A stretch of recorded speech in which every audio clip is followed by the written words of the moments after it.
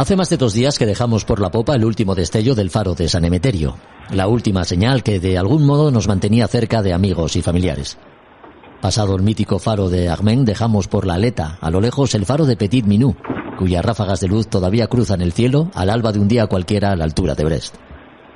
Siguiendo rumbo norte, ponemos proa a otro faro protagonista de alguna de las imágenes más impactantes que la furia de la naturaleza pueda haber dado.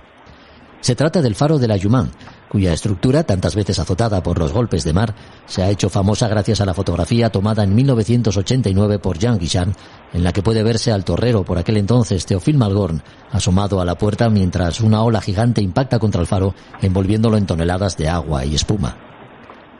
Al faro de la Juman es raro verlo con la Marbella, pero la suerte ha querido que navegamos por sus aguas confiados, aunque manteniendo la debida distancia al oeste para evitar caer en el arrecife la yegua sobre el que se asienta y le da nombre. Como tantos otros faros, el de la Juman fue construido tras el accidente sufrido por un barco, el Drummond Castle, un vapor inglés que la noche del 26 de mayo de 1896 embarrancaba en los bajos del estrecho de Fromberg, perdiendo la vida 242 personas entre pasajeros y tripulación. Las obras se iniciaron en 1904, viciadas en origen por el compromiso adquirido entre las autoridades galas y la persona que financiaba la construcción, un acaudalado miembro de la Sociedad Geográfica de París, quien tras su muerte en su testamento recogía la voluntad expresa de que se finalizara en un plazo no superior a 7 años a partir de la fecha de su fallecimiento. 1911 era por tanto el año en que el faro de la Juman debía estar terminado. Y así fue, aunque no del todo. La mala mar que suele darse en este enclave hizo muy difícil que los trabajos evolucionasen con cierta regularidad, provocando que entrase en servicio con sus interiores sin terminar, para incomodidad de los primeros torreros que lo habitaron, y lo que fue aún peor, con la estructura excesivamente frágil para un faro que debía soportar condiciones extremas. En el mes de diciembre de ese mismo año, 1911, los temporales de invierno azotaron la torre, rompiendo los cristales de la linterna y derramando el mercurio sobre el que descansaba el mecanismo. Por las grietas aparecidas tras los impactos empezó a entrar agua. Repararla se convirtió en una prioridad, aunque con resultados desiguales, hasta que en 1932 se decide apuntalar la estructura con una ingeniosa solución. 3 cables de acero la recorren por su interior, fijándose en la base, consiguiendo así que haya llegado hasta nuestros días. A 5 nudos, el Nahua deja tras de sí una estela que se pierde en aguas del Golfo de Vizcaya. Nos separan de casa más de 300 millas navegadas sobre un mar impetuoso que ya padecieran bretones, normandos y las naves enviadas por Felipe II a la conquista de la insolente Albión. Mientras, la isla de Ossán se desliza por el través de estribor y así encaramos el Canal de la Mancha, rumbo a Cabalet. A Son de Mar, el podcast para marinos y amantes de la navegación.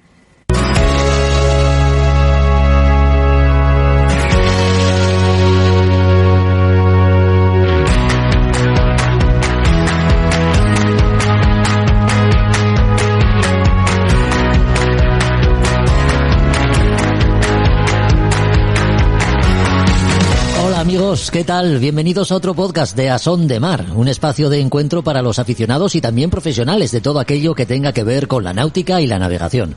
Hoy emitimos la segunda parte de la conversación que mantuvimos con Luis Servando Peláez, marino mercante jubilado que dedicó la mayor parte de su vida profesional a la pesca del bacalao en las difíciles y frías aguas del Atlántico Norte en campañas que superaban los 6 meses. Ahí es nada. La convivencia a bordo en condiciones a veces difíciles o los malos ratos que llegaban a pasarse a la capa con niebla y muchos barcos cerca faenando son algunas de las situaciones que analizaremos con Luis. En la camareta hablamos con Juan Melgar de libros, de las novedades editoriales que van saliendo de Librería Robinson. 2 títulos para hoy: Gloria Imperial, que bucea en el día en que se desarrolla la batalla de Lepanto, y Navegación con mal tiempo, una guía práctica que ayuda a tener claras algunas cosas cuando navegamos en condiciones de temporal. Con Roberto Álvarez Bucetas escudriñaremos ese espacio tan reducido del barco que está en lo alto del palo para conocer la cantidad de cosas que contiene y su importancia. Subimos, como decimos, al palo para saber algo más sobre la perilla. Esta es nuestra oferta de contenidos. Si te gusta la mar, no te los pierdas, porque comenzamos.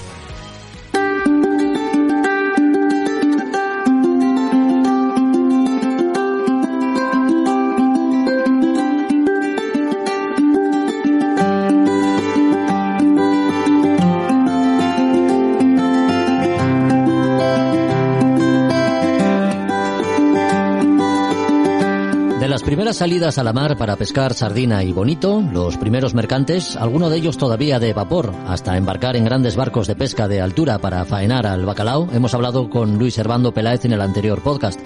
Pero nos han quedado cosas por saber y hoy daremos respuesta a otros interrogantes. Después de andar por Terranova, Noruega, Islandia e incluso Guinea e Indonesia, nos apetece hablar con Luis de por qué terminada una campaña con sus temporales y después de pasar frío y muchos sacrificios, una vez en tierra lo que quiere el marino es volver a embarcar.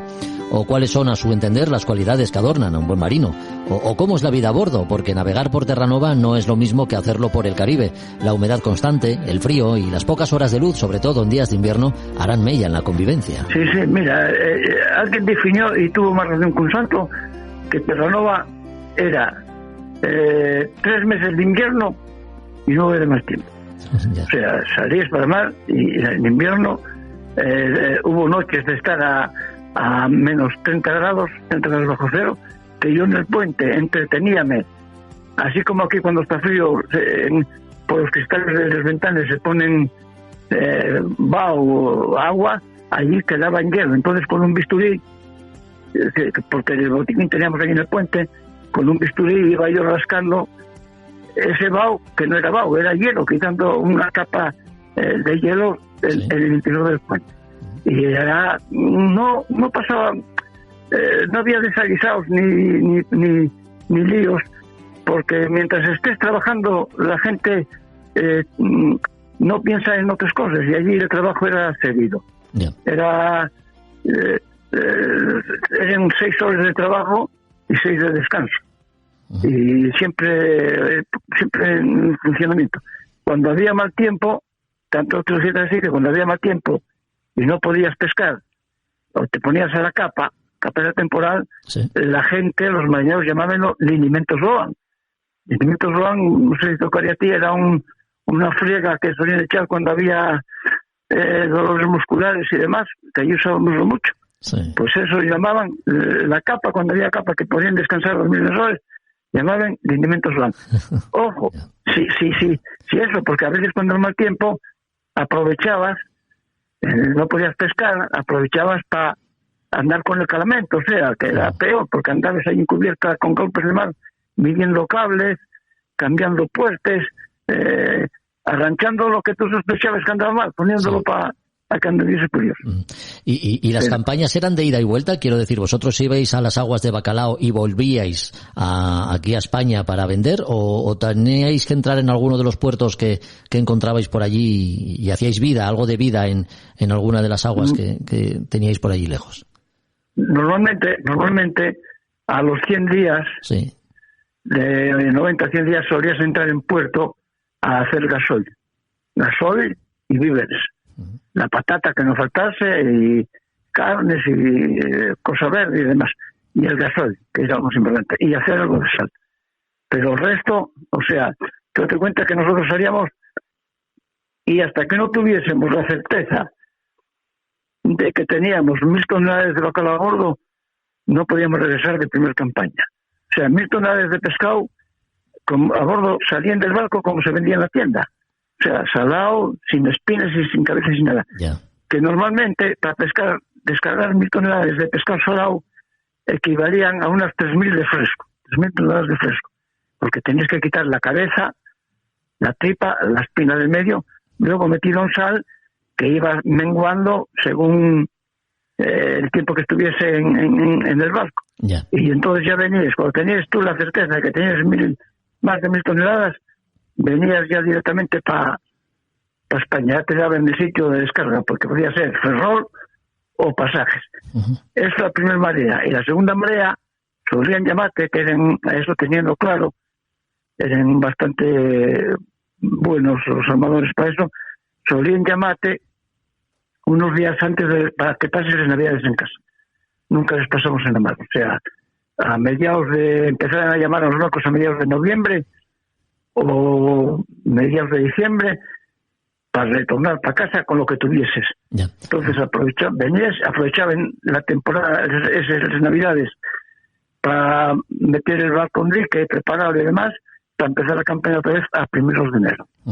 Pero era así. Entramos, yo me acuerdo de entrar en San Juan de Terranova, cantidad de veces en San John.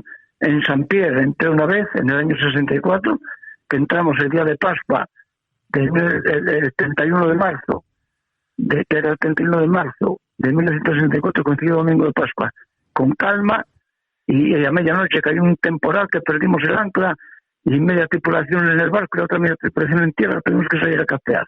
Bueno, pues eso era normal enterrarlo, ya te digo. Yeah. En Groenlandia fuimos a Groenlandia a pescar y no entramos en tierra, estuvimos pescando y marchamos. En Islandia estuvimos pescando en un viaje que hicimos que había mucho hielo aquí en el Atlántico, en la zona de Canadá y Labrador, y no se podía pescar por los hielos, y fuimos directamente, después de estar bloqueados en el Golfo San Lorenzo durante una semana, bloqueados los hielos sin poder pescar, de la arrancada marchamos, fuimos directos, vinimos al sur de Islandia, hicimos allí un par de chades, no compensaba, y seguimos para Noruega. Y en Noruega entramos 2 o 3 veces ahí a hacer consumo en Tromsø, al norte del todo. En Noruega daba gusto, porque fuimos en la temporada de verano, y siempre de día, pero daba gusto porque además estaba siempre calma. Pero amigo, después del sol de medianoche, joder, pues nosotros torbetas, levantabas de la cama y tú, ahora qué tengo que hacer, desayunar, comer, cenar o volver a echarme la cama. Siempre el sol encima de uno, ¿entiendes? Ya no estabais acostumbrados tanto al sol, ya nos gustaba tanto el sol. Ya. Hablamos antes de la evolución técnica y tecnológica que también ha alcanzado a la navegación, ¿no? Como decíamos. Luis, ¿podríamos decir que navegar hoy es más sencillo que ayer, o la mar sigue imponiendo su ley igual que antes y las cualidades para ser un buen marino siguen siendo las mismas que antaño? Hombre, yo tuve la suerte de que pasé por esa serie. Yo efectivamente, yo creo que era mejor antiguamente, ahora de 40 años para atrás, sí. La navegación no llevabas nada, llevabas un gonio, un radar, que nosotros, eso sí, en el Bacalao teníamos 2 radares, pero aquí no, en la mercante no había radar. O sea, la niebla era la pericia del capitán, el contramaestre Apolo a ver si escuchaba pitar a alguien y nada más. Y todo era a base de sextante y de intuición del capitán. Sin embargo, después fue evolucionando. Bueno, yo me acuerdo, la mercante, yo fui en la mercante, cogimos a mí, ya teníamos también 2 radares, pero tocóme el barco nuevo, salir de Bilbao y ya directamente hasta Indonesia. Claro, no llevamos aparatos de situación, nada, al sextante. Fuimos con el sextante y ala. Llegamos a Indonesia y anduvimos por allí y luego para acá. Y yo me acuerdo, no sé si fue en el año 83, 84, que el primer GPS que metía yo al barco al mercante, un barco de 15.000 toneladas, se llamaba Richard S., compré un Miami que costó 240.000 pesetes. O sea, y el Lubachef, ya venías otros medios, ya tenías medios de situación, claro. Yeah. Yo soy de los antiguamente, como decían, de escandallo, pero los chavales jóvenes, claro, manejaban aquel GPS directamente anonadado. O sea, exactamente la hora que llegar al estrecho, por donde ellos pasaban, pues exactamente todo, la velocidad, pero claro, como decía yo, coño, y el día que se nos juegan las pilas, ¿qué? Sí. El día que quedemos sin batería, ¿qué pasa aquí, no? ¿Para dónde miramos? Sí, ¿Para dónde miramos? Sí, claro, yo andaba todavía, es que te hicieron pasar de una a otra.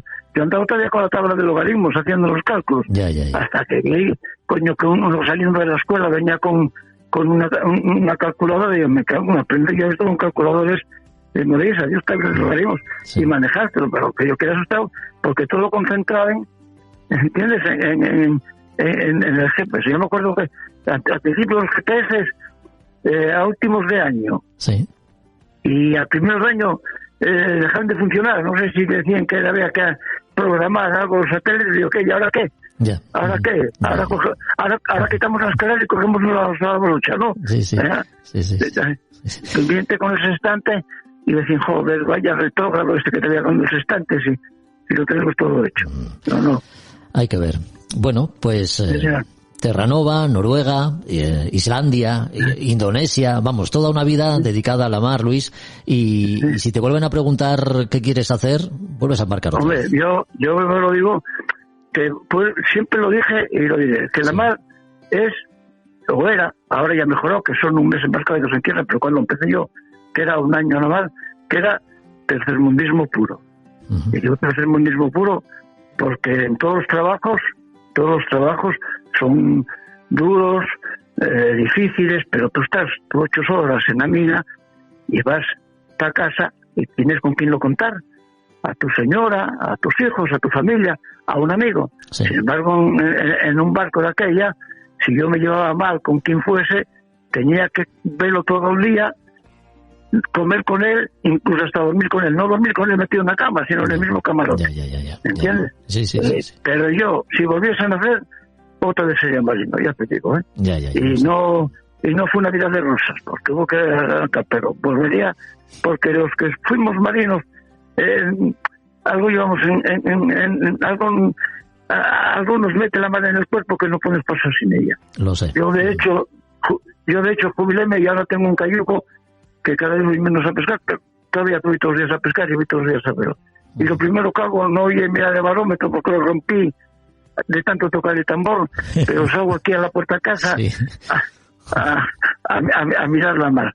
Digo que estoy el tambor porque en un barco la veo todo el mundo que venía al puente, que venían pocos, pero cuando venían, y cada vez que saltan ahí con lo que fuese, con el dedo, para ver si algo, tengo que ponerlo debajo porque yo tocar el tambor porque tantos golpes se permiten dejarlo escoñaplado. Sí, algo, desde luego algo tiene la mar, porque cuántas veces después de toda una vida dedicada, pues eso, a la pesca en tu caso, ¿no? En barcos de altura, cuántas veces habrás papado temporales, galernas, manteniéndote a la capa, y cuántas veces te habrás preguntado, pero ¿qué hago yo aquí? ¿Quién me habrá dicho a mí que tengo que estar aquí? Y sin embargo, una vez estás en tierra, lo único que deseas es volver a embarcar otra vez, ¿eh? Sí, no, así es algo tal. Lo que dices tú, cogiendo un temporal, digo, pero ¿qué delito cometí? Me acuerdo que Terranova, lo peor no era los temporales de invierno con nevares y temporales, era en el mes de septiembre que empezaban a recalar por ahí los ciclones tropicales y la niebla todo el día metido con el radar. Y no me acuerdo mío de un año, sí, dimos la vuelta a la isla de San Juan de Terranova 2 veces, escapando de un ciclón. Y yo, pero ¿qué he venido aquí yo a sufrir?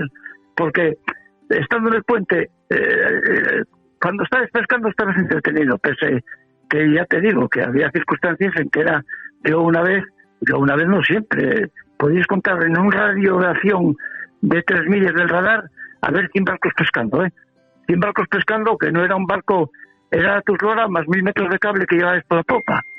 Y nunca no habían vestidos ni nada. ¿Por qué? Porque ibas a velocidad de 3 millas y cuando veías al otro pegando en la proa, el otro o tú pegando ya otro casi, parabas la máquina y ven ahí y paraba, y el mismo aparejo tirabate para atrás, ¿entiendes? El peso de esto que es por la popa, tirabate para atrás. Pero lo que dices tú, pero aquellas noches con temporales llenos de barcos y encima la niebla, pero que voy aquí, porque eso como aquí, que dicen que con la niebla la mar calma, en Terranova era al revés, había niebla y había temporales de morirse. Claro. Con niebla. Y había días que los caballos de morirse. Uh-huh. Pero era la sangre eso. Bueno, en Noruega, ahora no, creo que se controlaba, no hacía nada. ¿Cuántas veces pisé la raya de las 3 millas haciéndote una guiñada para coger un puñado más de bacalao? Entonces era eso que no sé, daba otra sensación distinta a la mercante. Pero a veces a veces me acuerdo siempre un marinero que andaba conmigo que pasó todo el viaje en Navarra, pasó todo el viaje mareado, y ves a ver, para yo de comer, venga, usted coma. Y yo, no, yo no quiero comer. ¿Qué quiere entonces? Un sendero, un sendero y una bicicleta, o sea, pedía un sendero y una bicicleta para venir otra vez para pasajes en bicicleta. Ya no quería venir ni en coche, pedía un sendero y una bicicleta. Hay que ver. Bueno, oye, hay que decir una cosa, cuando dejas la pesca de bacalao, tú no te jubilas directamente, vuelves de alguna manera a la mercante, ¿no? Sí, vuelvo a la mercante, o sea, terminé, o sea, cuando la pesca cerró en el año 73, yo volví a un bacaladero portugués.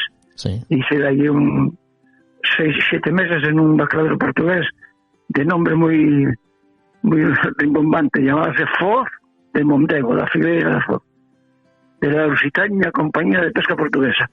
Que pesa el bacalao, ahí era otra vida que a mí tampoco me convencía, porque la tripulación, quitando a 3, toda la tripulación eran soldados no, gente que firmaban por ir al bacalao, firmaban por 6 años por ir al bacalao en un barco de arrastre y libraban de ir a la guerra en Angola. Y los que iban a los barcos de vela, que todavía echar en una chalana, en un doris, a pescar, esos con 4 años a la Terranova, no libraban de ir a Angola. Y había una gente de nuestros chavalinos jóvenes. Claro, el capitán, yo me acuerdo de ver al cocinero, porque yo tenía para mí una planta sola, y ver al cocinero que subía, Alcides se llamaba, ¿dónde vas, Alcides? Me voy a hablar con el capitán, Dios. Y llamaba el capitán, llamaba al contramaestre o al jefe redero para entrar a Puente de Escarzanes. O sea, he visto que era una cosa de los bacaladeros españoles a los portugueses cambió mucho. Y luego, claro, entonces fui al bacalao y ya digo, no, llamaronme varias veces a Terranova y demás, y fui para la mercante. Y entonces, al final de mi vida, de jubilarme, pasé de Terranova, pasé al Golfo Guinea. O sea, de 30 grados bajo cero a la manica de Pancha en el Golfo Guinea, con un calor y unos mosquitos que acababan contigo, que parecían helicópteros. Ahí me jubilé. Sí, de ahí. Tu última campaña la hiciste en Guinea, entonces, en la Marina Mercante. Sí, a la Mercante, al Golfo de Guinea, a la madera. Andábamos a la madera al Golfo de Guinea. El Golfo de Guinea incluía Camerún, el Gabón y la nuestra ex colonia de Guinea Ecuatorial. Ahí bajábamos carga aquí, carga general, y luego para arriba subíamos madera y polizones. Subíamos madera y algún polizón. Y ahí me jubilé, claro. Es que en la mar, en Terranova, nunca tuve nada, pero claro, era más joven. Aquí picó un mosquito, tuve que quedar hospitalizado, casi me corté en el brazo, porque me metió los huevos dentro de la sangre. Bueno, unos odiseas de morirse. Todos los días, todos los viajes con 2 o 3, cuando subías para arriba con paludismo, yo nunca lo cogí, pero todos los viajes, 3 o 4 tripulantes con paludismo. Era también, o sea... ¿Y eso cuando descargabais, o sea, cuando estabais en tierra o navegando? ¿Os podía ocurrir? Navegando. Normalmente salías del puerto y a los 2 o 3 días ya venía uno con fiebre, claro. Llamabas a Madrid al centro médico y, claro, porque los síntomas son igual que si fuese una gripe. Llamabas a Madrid al centro médico y, coño, no, que hay mucha gripe, pero llevamos 3 meses fuera de España y venimos de aquí, esto no es paludismo, efectivamente, que siempre me acuerdo, la dosis de ataque eran el primer día 6 pastillas de Resochín, al día siguiente ibas bajando la dosis con Resochín y para ver. Bueno, y antes de empezar el viaje tenías que tomar una pastilla que tenía un mosquito pintado, falsidad se llamaba, y luego tenías que estar cada semana tomando una pastilla. Y luego venías para España y después de estar en casa, aquí 2 meses seguidos tomando el falsidad ese para el paludismo. Quitando 2 casos que se me dieron, uno que hubo que entrar en Las Palmas porque y tuvieron que hacer una transfusión de sangre completa, los demás cometían sabor, pero había, o sea, que dieron más coña que qué sé yo. Así que siempre estaba, no era solo el navegar y las labores de la navegación, de carga y descarga. Después era lo que venía en África con el paludismo y en Terranova con los accidentes. Bueno, pero ¿te das cuenta cómo lo mejor era no acercarse a tierra? Para evitar picaduras y cosas extrañas. Sí. Había que estar en medio de la mar para estar un poco más protegido. Pero un telegrafista que anduvo conmigo, fondeados aquí en Bata, que nunca salió a tierra, la prove, enganchó. Vaya. Fondeados ahí a la vista de tierra, ya no estamos tampoco en fin. Así es la cosa. Bueno, Luis, pues ha sido un verdadero placer. Yo cuando estaba indagando para saber con quién poder hablar, que nos contase anécdotas y experiencias de toda una vida en la mar, pues ya me dijeron, habla con Luis Servando, que tiene mucho que contar, que tiene muchas anécdotas y además se las cuenta muy bien. Ha sido un verdadero placer, Luis. Muchas gracias. Nada, Jorge, nada. Sí. Muchas gracias. Más, ya sabes, tienes el teléfono aquí a tu... Agradece. Oye, y que sigas disfrutando de la pesca muchos años más, ¿de acuerdo? No pesco nada. Según la mujer que dijo, ¿cómo puedo andar a Terranova? Pero no pesco. Hombre, no tiene que ver nada con las toneladas que trajiste de bacalao, pero bueno, por lo menos una pica en la sartén caerá, ¿no? Sí. No se pide más. Y algún bonito, porque cayó un cayuquén así de 7 metros y claro, está bueno, también pega una escapada bonita. Pues mi más sincera enhorabuena por seguir con esa energía y lo dicho, a seguir disfrutando de la vida, Luis. Un abrazo muy fuerte. Gracias, Jorge. Hasta luego. Adiós. Hasta luego.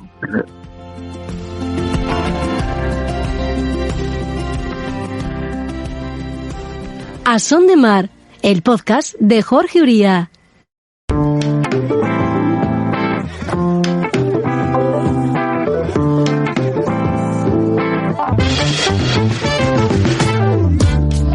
Tiempo de camareta y para ello, bueno, pues lo que hacemos es bajar, tomarnos un tiempo para poder hablar de libros, como siempre hacemos con Juan Melgar, que nos abre las puertas de la librería Robinson para ponernos al corriente de las últimas novedades editoriales.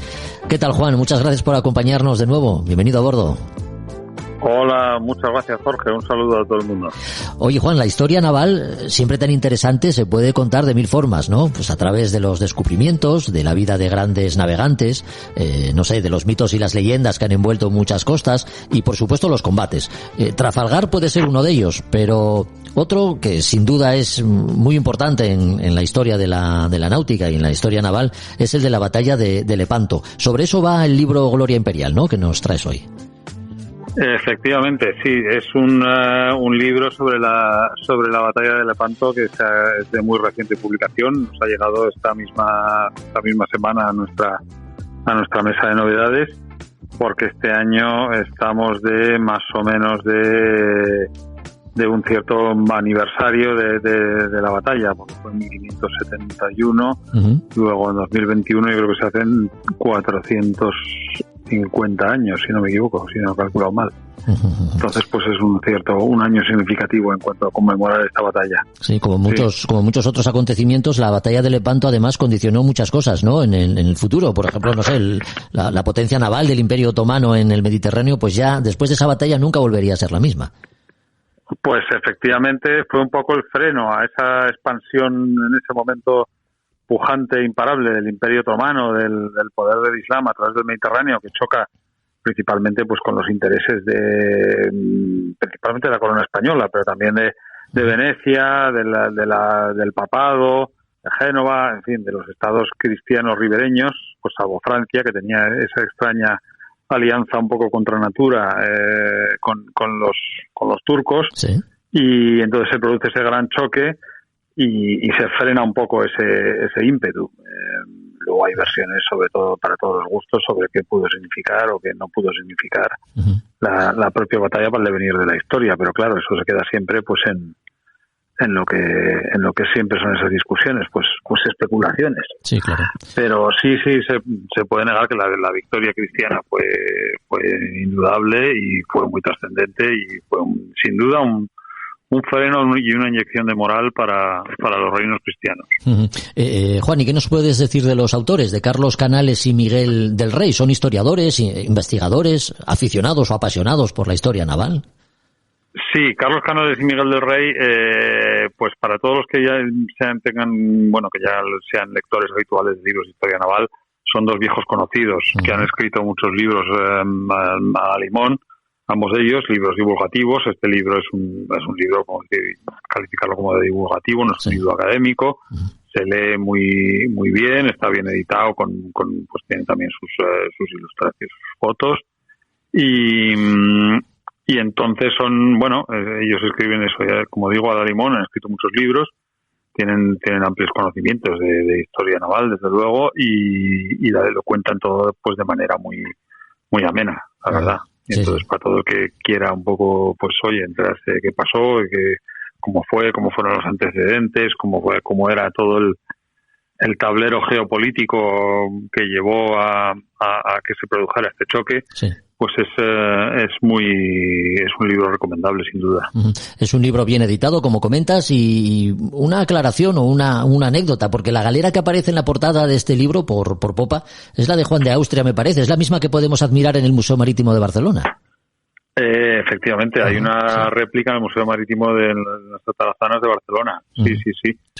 Ahí está, todos los que quieran tocar un poco de la historia o verlo con sus propios ojos, si se acercan allí a Barcelona al Museo Marítimo, lo pueden ver. Es una preciosidad, y lo dura que debía ser no digo la vida, porque poca vida se podía hacer en una galera, ¿no? Pero lo dura que debían ser las maniobras y remar y trabajar en esas embarcaciones. La vida del galeote, del condenado a remo en la galera y encadenado a su banco, y que, bueno, todos hemos oído esos espeluznantes, los gritos de angustia del encadenado al banco cuando su galera se hunde, que no puede hacer nada. Es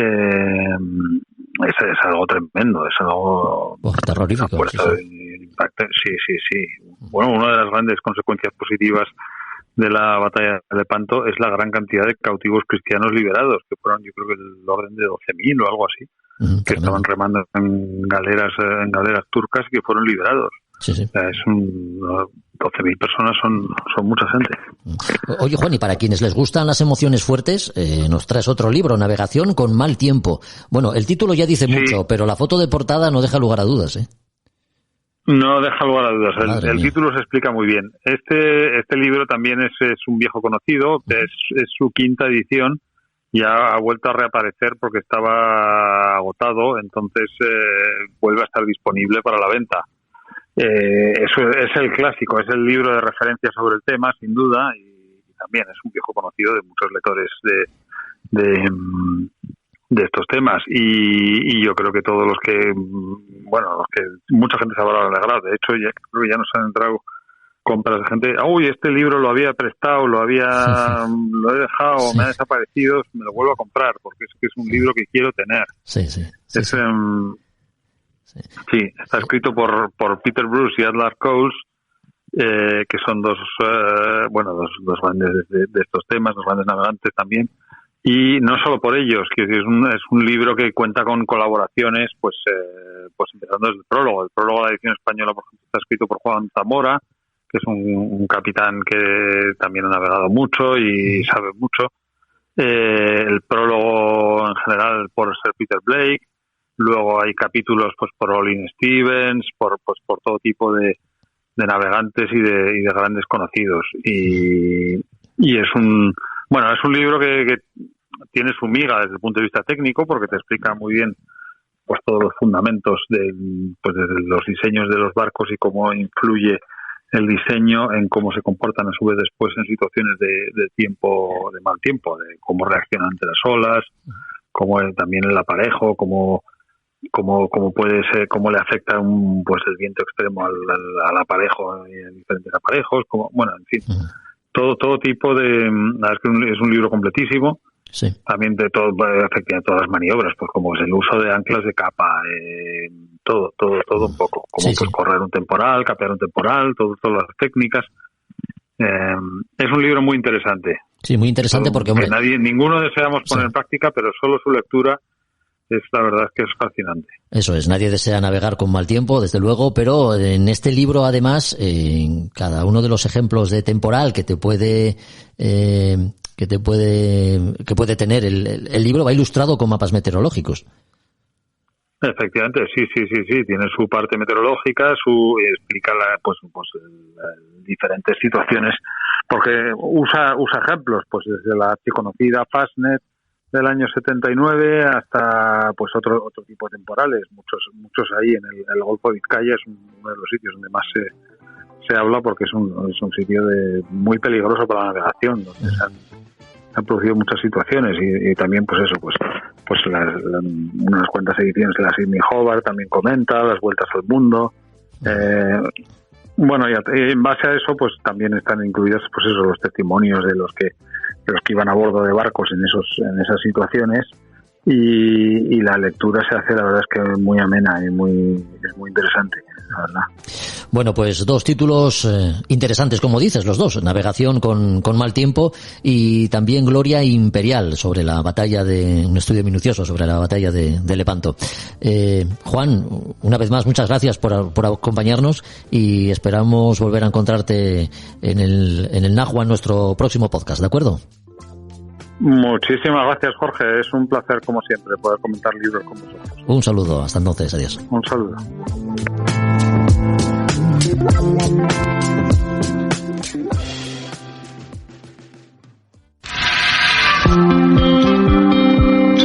Es una sensación muy difícil de explicar porque es sublime. O sea, es majestuoso, sublime. Al mismo tiempo ves la soledad, ves una naturaleza que está impoluta, ves algo, muy difícil de entender, pero es una sensación única. Javier Babé, capitán de la Idus de Marzo, el primer barco español en llegar a la Antártida en nuestra historia reciente. Lo hizo en 1982.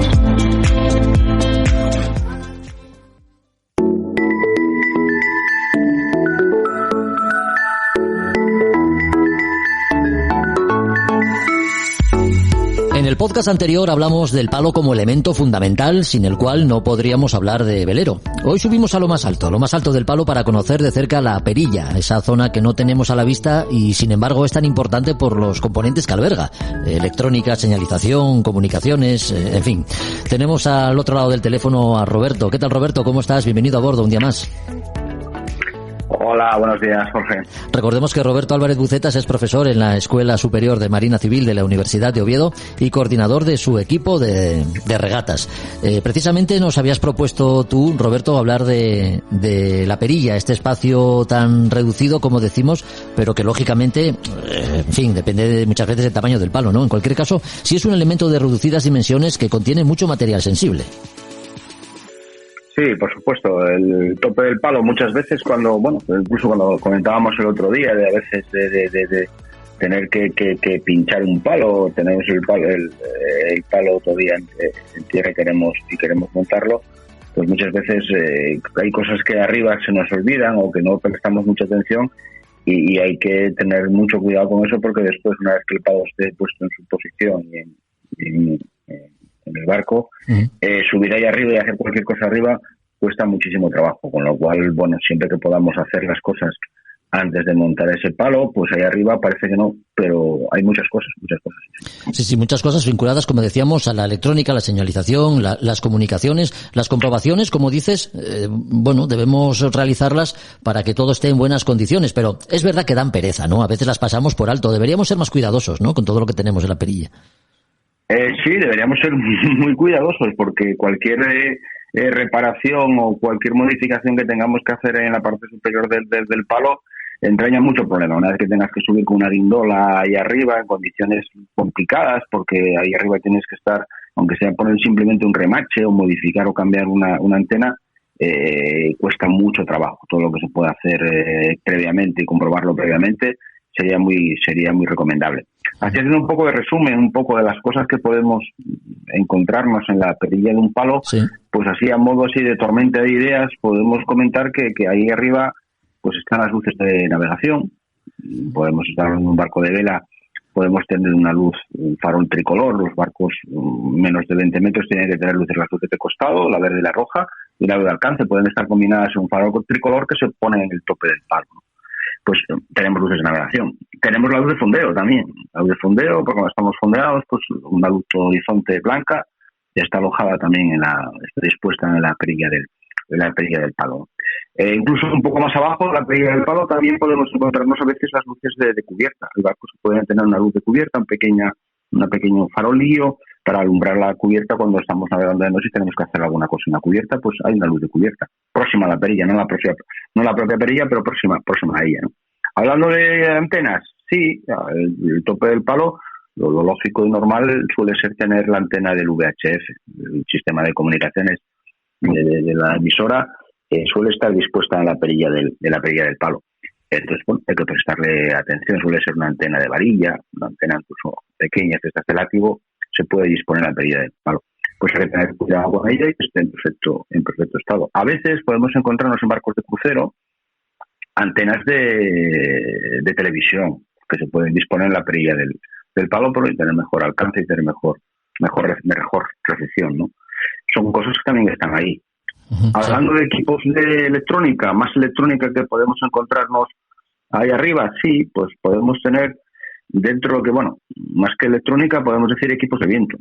En la perilla del palo podemos tener una pequeña veleta, un windlass, aunque sea una marca comercial, no deja de ser una veleta para indicarnos la dirección del viento, que es muy socorrida y muy fácil de visualizar la dirección del viento echando un vistazo a la perilla del palo. Y aparte el sensor del equipo de viento, es decir, la veleta y las cazoletas del anemómetro están dispuestas en la perilla del palo. Después, en la perilla del palo tenemos todo el tema de anclajes de lo que es la jarcia firme, que llega hasta arriba. Normalmente, si es un aparejo a tope de palo, vamos a encontrarnos los anclajes y los herrajes de la sujeción del stay y de la sujeción del backstay. Van a estar ahí todos esos anclajes que van montados sobre una especie de perilla que suele estar remachada o atornillada sobre el propio mástil, y hay que revisar todos esos anclajes, todos esos reenvíos, todas esas poleas que van encastradas dentro de esa perilla, porque bueno, pues que una polea se vaya mal significa que las trizas van a ir mal y va a costar mucho trabajo izar las velas. Entonces pues hay que revisar toda esa zona. El palo se nos puede romper, pero es que la perilla también. ¿Cómo se nos puede romper una perilla, Roberto? ¿Cuáles son las causas que nos pueden hacer que la perilla se nos venga abajo? Pueden romper todas las cosas del barco. Sí, bueno, aunque pueda parecer imposible que pueda romper cualquier cosa. La perilla del palo normalmente suele ser de aluminio o calamina, una aleación de aluminio, y que suele ir remachada sobre lo que sería el perfil del mástil.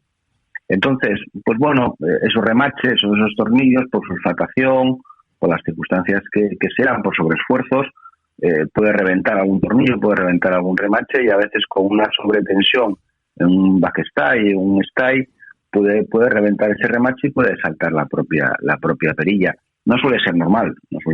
Ya. Lo normal es que pueda romper el mástil más que la propia perilla, pero bueno, puede romper la perilla y a consecuencia de romper la perilla o el herraje que esté montado sobre ella, podemos desarbolar. Sí, puede ocurrir. Sí. Y también los pantocazos tampoco deseables, entiendo que de alguna forma también repercuten, ¿no?, en la perilla. Sí, no es el lugar que más va a sufrir de lo que es el perfil del palo, pero sí que repercute. Claro. Y todo ese pantocazo, pues bueno, pues una antena que esté montada en la perilla del palo, en el tope del palo, ese pantocazo, pues bueno, ahí arriba, pues sobre todo el impacto va a recaer sobre ese propio accesorio, ¿no? Sí. Entonces, bueno, pues no sería muy recomendable que un barco pede o esté pegando constantemente o sucesivamente pantocazos, porque sufre todo. Claro. La jarcia, sufre el mástil, sufre el propio casco, entonces no sería deseable. Pero bueno, todo lo que montemos ahí arriba, pues está un sitio poco accesible, un sitio que va a sufrir muchos esfuerzos, sobre todo el tema de sujeción de jarcia firme, y que todo eso pues puede faltar o puede romper.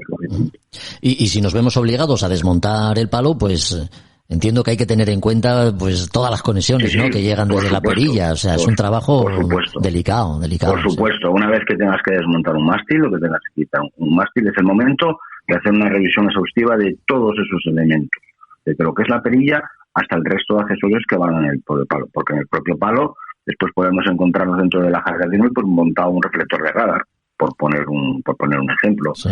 Revisar todo el tema de crucetas, herrajes de las crucetas, los refuerzos de las crucetas en la unión de la jarcia transversal de los obenques de las crucetas, al objeto de que las velas que apoyen ahí no sufran ningún tipo de desgaste, tienen que estar perfectamente recubiertas, entintadas, que no tengan mucho rozamiento sobre la propia vela. Y bueno, dentro de las averías que se pueden producir dentro de lo que sería un mástil, lo peor que nos puede pasar puede ser, bueno, aparte de que falte el mástil o que rompa el mástil, es que nos falte una driza de mayor en un aparejo fraccionado, rompe la driza de la mayor, se despasa, se cuela por dentro del mástil y después hay que volver a pasarla. Yeah. Pero allá arriba, normalmente el único cabo que tenemos para poder subir hasta arriba suele ser la driza de la mayor.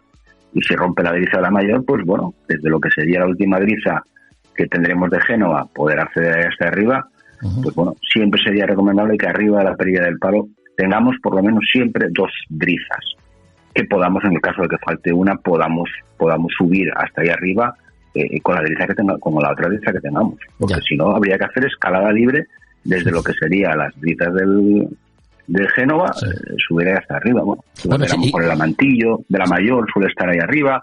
Bueno, que siempre tengamos la confianza de tener 2 cabos ahí arriba. Sí. Digo que si el barco lo permite, no es de gran tamaño, también lo podemos escorar, ¿no? Hacer alguna trampilla de esas. Complicado. Todos esos apaños, la verdad, normalmente eso de escorarlo, eso de llevarlo a la tronera del traveling, poder acceder a la perilla del palo, todas esas cosas son un poco aventuras que muchas veces no salen del todo bien. Muchas veces solo te queda otro remedio que echar el palo abajo y hacer una revisión general de todo lo que sería el mástil, ¿no? Estas aventuras dejémoslas entonces para la vela ligera, que es mucho más manejable. Bueno, barcos pequeños, barcos hasta 7-8 metros, bueno, es muy típico en los 650, los mini transat de los barcos de navegación en solitario, escorarlo según pantalán. Sí. Nosotros también escoramos el barco para limpiarlo para abajo, muchas veces antes de salir a una regata, pero bueno, tienen que ser barcos pequeños. Un barco de 9-10 metros es imposible prácticamente escorarlo para que puedas hacer nada sobre ese mástil. Claro que sí. Bueno, pues aquí lo dejamos, Roberto. Una pena, porque mira que tenía ganas yo de escuchar algún refrán marinero de esos de los tuyos, pero... Bueno, pues acabamos uno muy rápido si quieres. Pues venga. Al mar y el viento, 1/4 a barlovento. Al mar y el viento, 1/4 a barlovento. Significa que siempre, si estás navegando, pues hoy el barco siempre va a tener tendencia a batir hacia sotavento, pues bueno, pues antes de eso pues tenemos que ganar un poco más de barlovento para que el barco, en el caso de que tengamos cualquier contratiempo, cualquier problema, no podemos caer contra sotavento y contra la costa, en ese caso. Muy bien, pues otro que me apunto, menuda colección que llevo ya. Gracias, Roberto. Vale, Jorge, gracias. Hasta otro momento. Adiós. Hasta aquí hemos llegado un día más, esperando que el podcast de hoy haya sido de vuestro agrado. Si es así, podéis hacer crecer la comunidad de oyentes locos por la mar y las actividades náuticas compartiendo en vuestras redes sociales estos contenidos. Gracias por seguirnos y hasta la próxima. Adiós.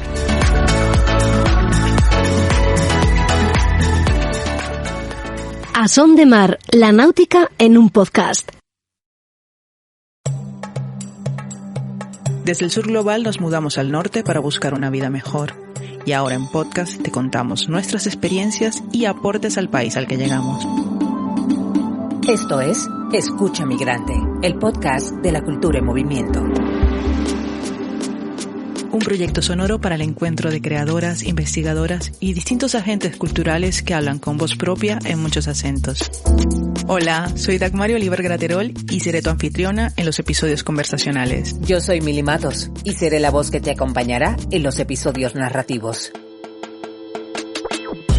En esta primera temporada escucharás relatos que tienen a la migración y a la cultura como espacios de creación, convivencia y resistencia desde España. Síguenos, activa las notificaciones y comparte con el hashtag #EscuchaMigrante. Este es un proyecto beneficiario de las ayudas para la promoción del sector del videojuego, del podcast y otras formas de creación digital convocadas por el Ministerio de Cultura y financiadas por la Unión Europea Next Generation EU, con el apoyo de Yo Soy el Otro, Asociación Cultural.